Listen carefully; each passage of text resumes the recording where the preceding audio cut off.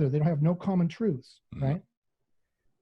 Friedrich Nietzsche, the last greatest philosopher, anybody listening can look it up. Everything I'm about to say, however mind-blowingly incredible. What era are we talking? 19th century. He published from 1850 right up until the 1900s, just when the Nazi movement was starting to pick up steam. And he's associated with the Nazis. I think that's unfortunate. I think it was his sister that actually took his writings and Nazified it, although they were pretty close to Nazi anyway. So, I mean, it's like, yeah, you know, was he or not? He wasn't a card-carrying member, but he was pretty damn close anyway. It didn't take a lot of work to pull his philosophy over into that direction. But he said, and I'm paraphrasing, but I'm not that far off from what he said. I hate liberal democracy. It's disgusting. It's weak. It's braying and empathic and whining on the left side. And it's braggadocious and pig-headed and just disgusting on the right side. I hate them with all my heart and all of their loving, their rights-based freedom bullcrap. So I'm going to destroy them. And so what he did is he literally, this was his plan. He fully admits it. And so what he did, you know how he's actually destroying us right now? He developed the concept of culture, lifestyle, and subjective truths. Those three, and made those truths popular, and divided us into the cool kids and the dumb kids, or he called the strong and the weak. And he said the strong artists don't believe in life, don't believe in truth. They have cultures, they have lifestyles, they believe in their own truth they can make. It's only the weak who believe in real truths because they need to appeal to something greater than them to make themselves feel better. And so that single-handed move got filtered through his philosophy into the Nazis, and that's what fueled the Nazis in saying, we're strong, we deserve to kill everybody else because we're the strongest.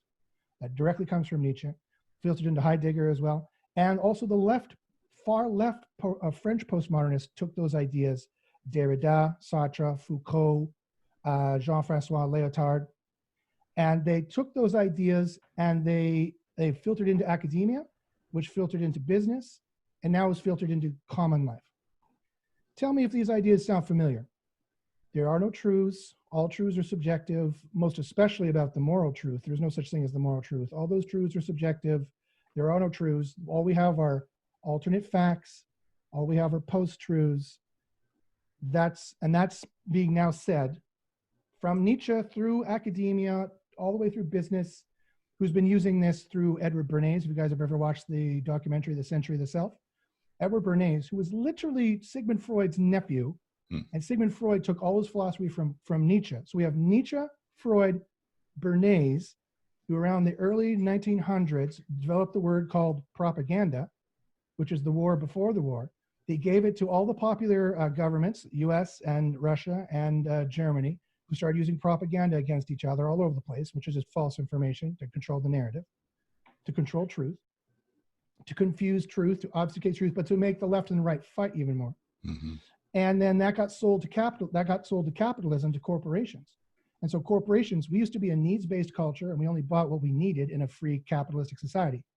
Bernays single-handedly changed us into a wants-based culture that suddenly needs to shave our armpits and suddenly needs to shave our legs, and we suddenly need to, get fabric softener, and we suddenly need to buy this and buy that to inflame our desires using Nietzsche and Freud psychology and psychological and post-hypnotic suggestion to inflame our desires to buy more and more and more so that the rich can make more money, and then to get the left and the right fighting, because no longer can we can't agree on moral truths. We can't even agree on basic facts. One side denies facts, this side denies facts or picks the facts they like.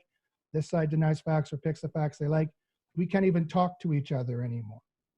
That was single-handedly the distinct purpose of Friedrich Nietzsche, to destroy us because he hated us. And it's working.